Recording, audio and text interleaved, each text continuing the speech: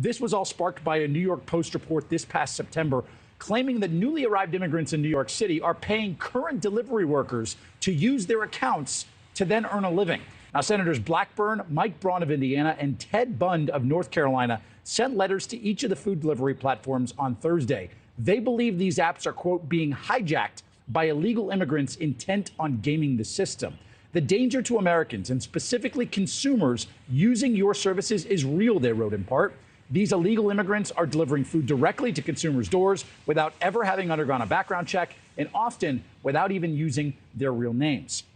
Now, NewsNation reached out to all three senators for comment. Senator Mike Braun responded to us, placing blame on the Biden administration, saying, quote, we need to close our southern border, and we also need to crack down on opportunities for illegal aliens to find work in the U.S. to remove every incentive to illegally enter our country. Now, Bud, Blackburn, and Braun asked for more info from these companies on their security and accountability measures, and they want to know how many account holders they have already suspended for this alleged activity. These three senators want answers to their inquiry by next Monday. That is May 6th. They did praise these platforms for saying they, quote, are improving the lives of so many Americans, but they say they are intent on not only protecting the gig economy, but protecting Americans from migrants showing up on their doorstep.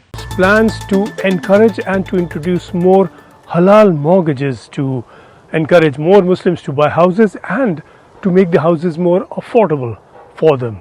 Halal mortgages would seek to be consistent in some form with the Islamic law under which interest payments, both the receipt and the payment, are considered sinful. At the moment, the government has only said that it is exploring measures for what it calls the tax treatment of these products. It says it is considering a new regulatory sandbox for these products. Language left sufficiently vague as of now, and it is without doubt a tricky area for the government to get into.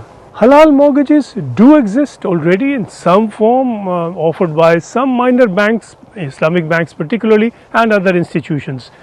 Under one model, the bank buys the house and then charges rent. With the transfer of ownership, once the rent paid totals the value of the house.